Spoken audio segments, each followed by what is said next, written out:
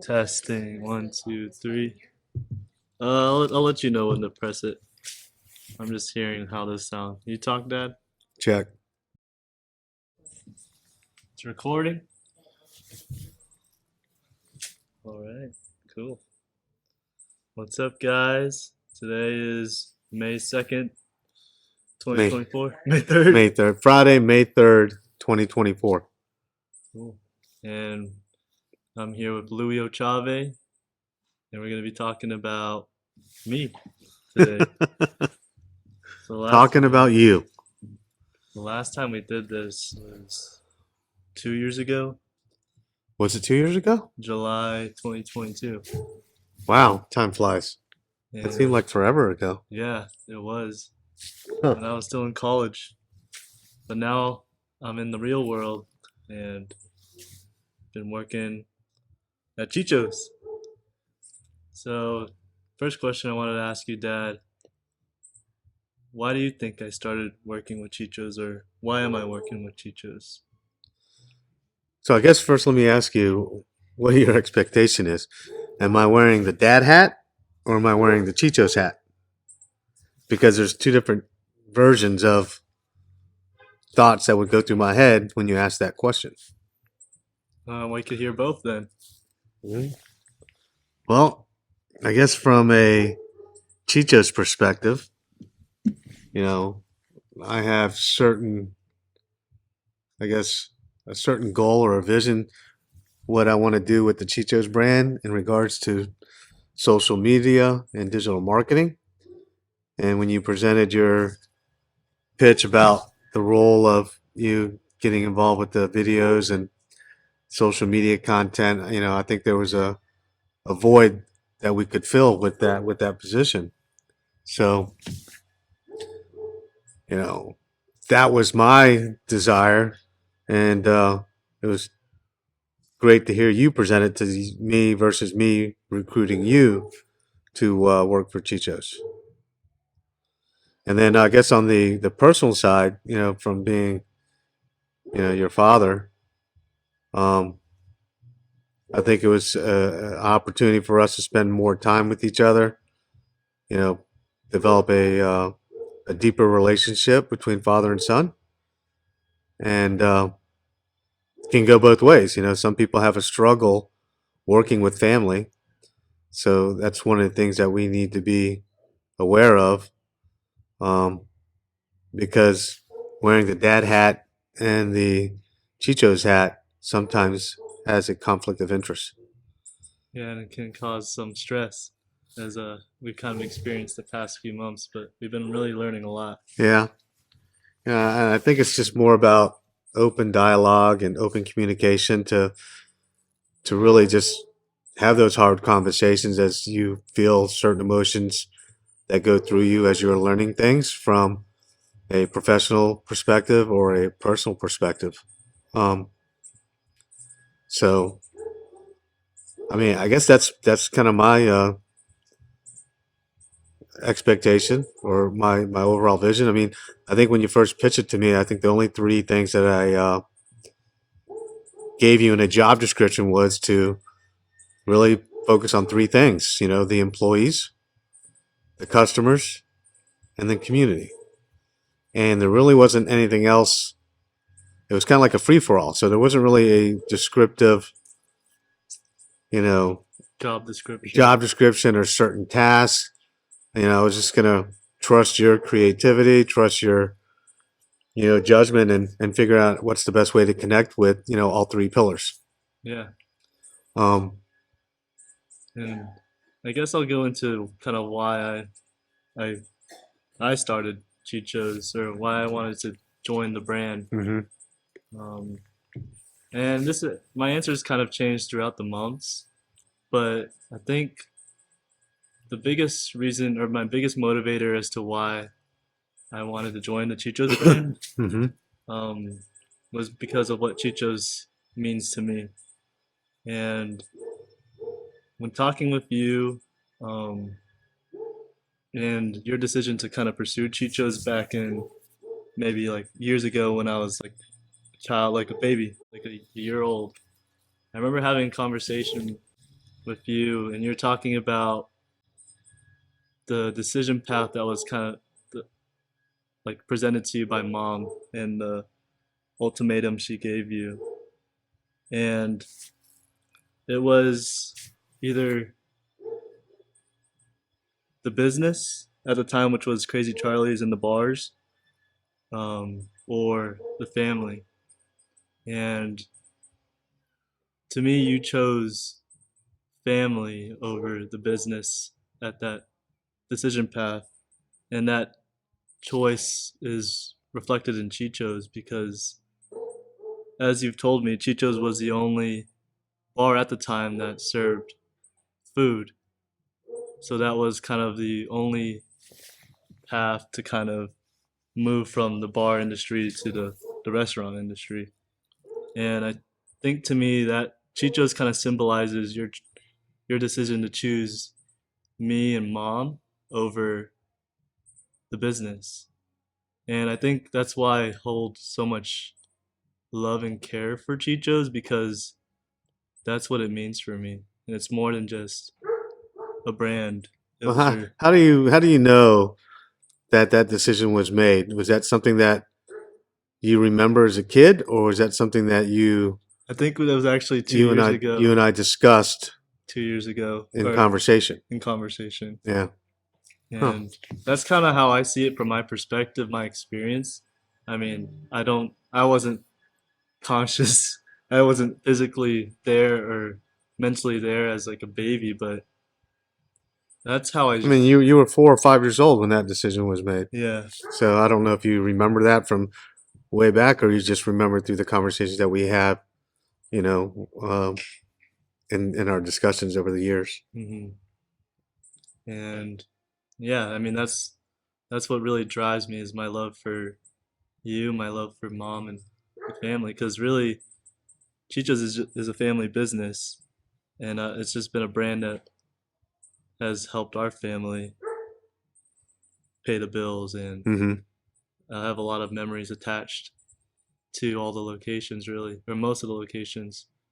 And Well, that's interesting because I guess from where I sit, and I didn't come up with this realization until, you know, in the later stages of my hospitality and career, so to speak. But I took the restaurants and bars for granted. I never really treated it as a business, you know, mhm, because to me it was like, passion project. no, not necessarily a passion project, but it scared me Mm, because it was, what do you call it? It's like bartending. It was like, I guess that's the scary part of working for yourself is mhm, not knowing that the security comfort or, of having a consistent paycheck or compensation. So, you know, I always took the bar business secondary and was always looking for something else like real estate, other companies that I would invest in. And came to the realization when we bought the brand from Nabil that, it actually could be a business, mhm. that I take seriously.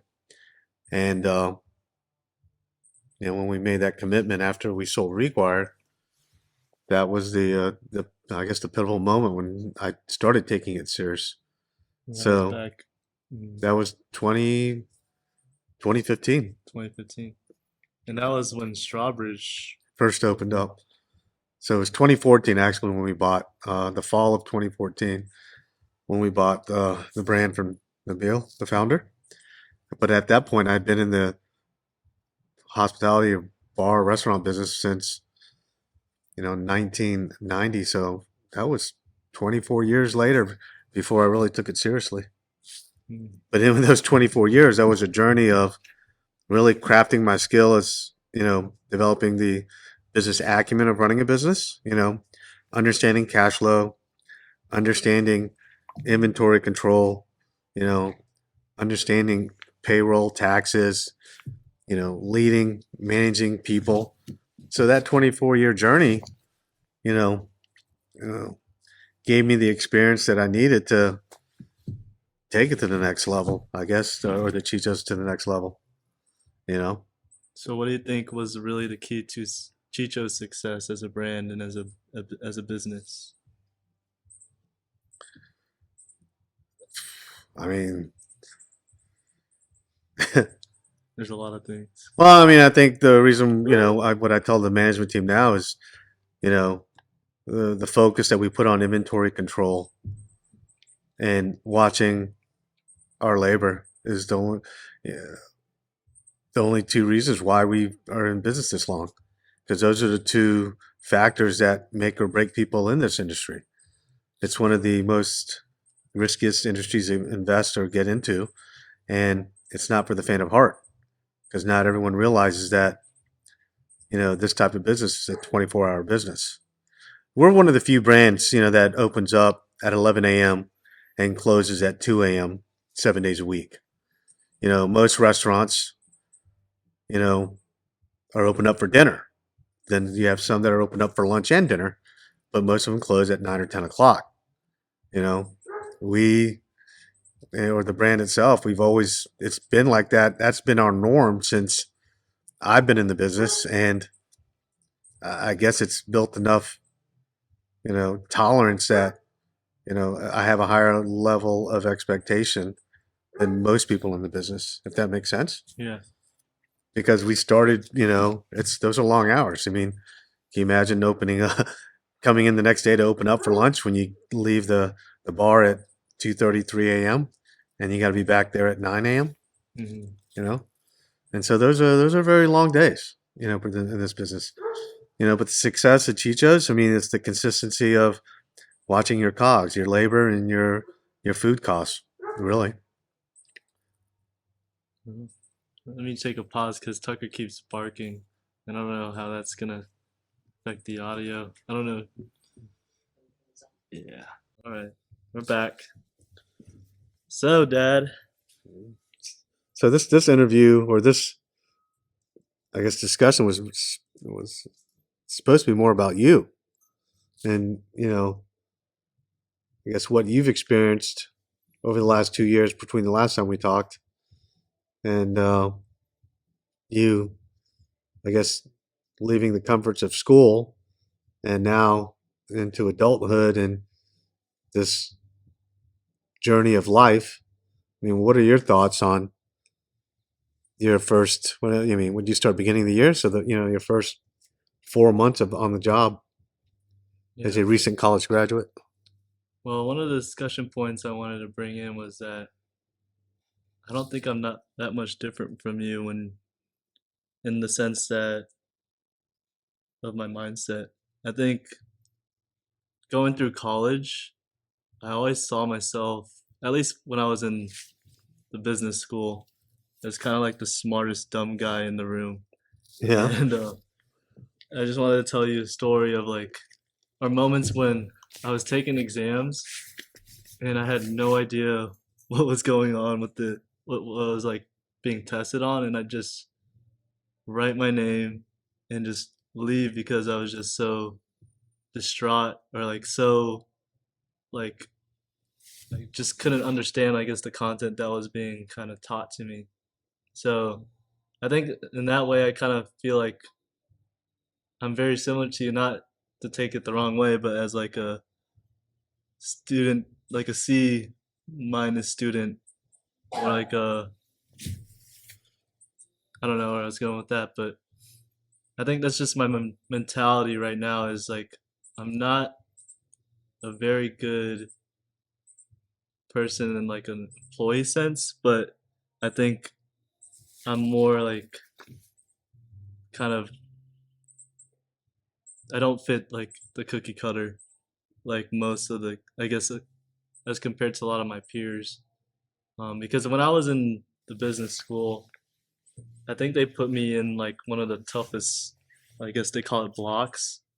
It was block one, and I think that was only because of my sales experience with Cutco. Because all of my peers were like these insanely gifted, insanely talented people. Like they just could just understand like all these numbers so quickly, and like I felt like I was just so dumb compared to them. But like Yeah. I also wasn't trying to compete with them in that sense. No, no, no. I get it now. I understand what you're talking about. How you felt like you're the dumbest smart kid in the class. Um, because business school can get very complex if they're talking about certain topics. I mean, a lot of the stuff went over my head too.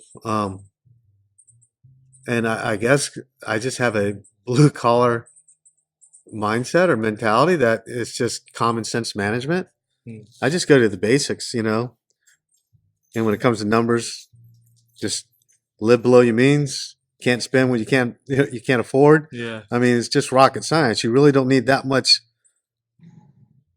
business sense to know, the business. yeah, to understand cash flow, Yeah, if that makes sense. yeah, You know, if you can't afford it, your cash flow says that the numbers aren't there, then it's a no brainer. You can't do it. And then when you get to a different level of, you know, debt financing or mezzanine financing, and it gets into more in the investment technical. world, Yeah, they become very complex because then they start talking about everything else to non-recourse loans, and it just gets some of that language and that vernacular is common in the finance world or in the business world, when you're talking about 8, 9, 10 figure deals. You know what I'm saying? Um, but I've always classified myself as a very simple person, and you know, yeah. I mean that's how I see myself. I mean, it really just comes down to also just connection and like yeah. And then the number one rule in business when they taught me, I mean, I don't ever expect to always be the smartest person in the room, but they did teach you that you need to hire the smartest people hmm to be in that room, you know, because you can't do everything. hmm I mean, I have a thirst for learning because I'm always learning every day, even at my old age. But yeah, I mean, to your point, you don't have to be the smartest kid in the school to be successful in business. yeah. And I guess going off of that, how do you see, I guess, my personal brand of what I'm trying to do? Oh, I don't know. I mean, to be honest with you, from if I'm wearing the parent hat or the dad hat, I think you're fucking crazy to think that a 23-year-old kid should know what the hell he's supposed to be doing in life. hmm That's me telling myself. Um, you know, uh, I think anyone in their 20s should hone on a skill set that they like doing or learning to do, and go all in on it and learn it, and you know be more or have more risk in your 20s because you really don't have many obligations that's going to hold you back, to try different things. Um, but then, again, that could be a double-edged sword because at some point, you know,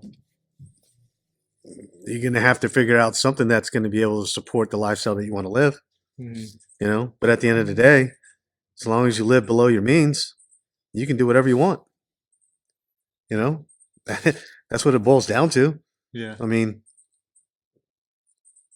So who do you think Chicho Chave is if you were to describe him to like someone else that doesn't know me? I'd say he's a kid that's looking into developing his skill set with social media, video editing, content creation, you know, at the same time trying to learn himself and, trying new things. Because whatever you're doing now, it's not like you can run a Chicho's. You're not learning the back end, you're not learning how to make a pizza.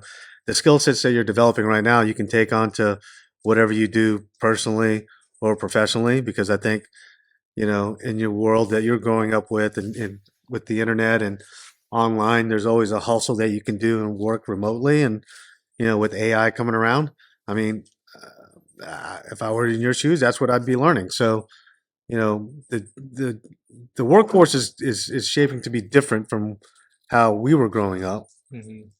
And the opportunity is limitless for you guys because you have access to a lot more with the technology that's at your disposal. So, I mean, continue to develop your skill set and into that area and see where it lays out. I mean, at the end of the day, but it all boils down to something that's going to be able to afford a lifestyle that you want to live. Hmm. I mean, that's what it all boils down to at the end of the day. I mean, you can continue to do this off the whatever minimal salary that you're getting. You got your hustle with the real estate, and that's more of a long-term cash flow play. But you know, uh, that's for you to decide, really. I Yeah. wonder, do you think 23-year-old Louie would get along with 23-year-old Jake today? No, Why is that? because we're. Yeah, I don't think I would have liked you either, Dad. I think no, I just don't think it's. I think we may have the same mindset and how we think on certain things, Mhm. but my situation was different. I was doing things for survival. You fortunately don't, you know, I'm not in that you're not position. in that position and you're in a position to have many options to choose from which way you want to go. I was forced to, you know, Make ends meet. yeah, make ends meet. I was forced into this industry because I couldn't get anywhere into the business world in the traditional sense because I didn't have the network or my parents didn't have the network. I thought I was going to be in the banking industry, coat and tie, doing the dream job that, Grandma Cora was telling me to do. But, after just getting rejected, I finally accepted the role that I was in. It's like, well, I'm going to be a hell of a good fucking bartender. And then one thing led to another, and I was like, I'm going to be a hell of a good manager. And I was like, well, fuck this. I mean, I'm going to be a hell of a business owner Hmm. because, I decided at that point that I was going to open up my own bar because I became very good in that skill set. Now, did I choose that path? I think life just kind of chose the path for me and I made the most out of it. Hmm. So I I mean, I guess. couldn't plan this out. I didn't go to college and plan to go work at a zero sub shop and bartend. And that was like the dream thing. Hmm. That was the situation I was put in and I made the most of it. Oh. And, fortunately it worked out. It allowed me the flexibility of having my days available when I was working nights, looking for a deal of doing exactly what you're doing, trying to learn something. But, it's, something will click, some opportunity, but it all boiled down to the networking, people I was meeting. I don't know. But would we have gotten along? Yeah, I don't know. Maybe I think you've been too busy for me, honestly, with everything you were doing. You were doing like 80 hours a week then, or more, working multiple jobs. Yeah, I would say when I was your age, um, yeah, I had 3 jobs. Well, yeah, but I think looking now into the future, um, I think looking back to my name, Jake Ryan, I kind of you use that name as an alias, Yeah, that was my alias. and it's like you wanted to be a movie star or a superstar. Is that true? I don't know if I wanted to be a superstar. Or you just like the name? I like the name from a movie that, you know, like it was a character called in 16 Candles. I mean, it was a guy that I was like, man, that guy seems cool. That's the kind of guy I want to be. Mhm. And so I just used that name in you know, as an alias. So when I was bartending, I told everyone my name was Jake. And when I worked at the movie theaters, I told had a name tag that said I was Jake and just became a different person. Yeah. And I think that's the kind of person I wanted to become, is that cool person, but in a way that's kind of like being able to inspire others. And that's kind of what I want to try and work towards. Well, I mean, I think you just need to choose. I've always said that, surround yourself with, tell me the 5 people that you hang out with the most, and that's the sum of what you're going to end up being. Mm-hmm. So, and maybe in a sense, subconsciously, I was trying to build up the confidence in myself to be something better than the Louie version. And Jake Ryan was that next level up, kind of like Kobe Bryant's Black Mamba. Yeah. But, I mean, he had a purpose for that. I mean, I was just a 16-year-old kid that just thought this character in the movie was cool, and I wanted to be that person. He wasn't a successful business owner, or was in the restaurant business or anything. It was just the drive of being something better or different than what you currently are. Yeah, and I think that's where I kind of fall into the picture, because I'm like a better version of you essentially at like 23 years old, and because this is what you kind of built for me, and I just feel like I'm on the shoulders of a giant, and it's Well, I mean, I don't know. I don't want to. I wouldn't want you to put yourself under that kind of pressure. I think you're humble enough to realize that you have certain opportunities that others don't. But to try to fill my shoes, or that, I think that is a undue stress that isn't fair to put yourself under. yeah, I agree, but I also like competing with, I guess. Yeah, I mean, it's good to compete, but again, I can tell you all the failures and the losses that I've made over the last 35 years. I mean, You don't want to go. You don't want me to go through the same. well, no, I don't want you to go through it, but at some point, you're going to have to trip and fall on your own to kind of learn, because even when I try to tell you, I mean, it's different. Some people, learn from their own experience, and some people would heed the advice or experience share from, people that have lived that life. Ultimately, that's your decision to make, but, you know, um, I just try to share my experiences, what I know that can try to help you make the best decision for yourself. Well, thank you, Dad. And I think that's pretty much it for today. All I right. think. I mean, I kind of envisioned like a series for this, and we kind of just have like a topic we just discuss, kind of like today.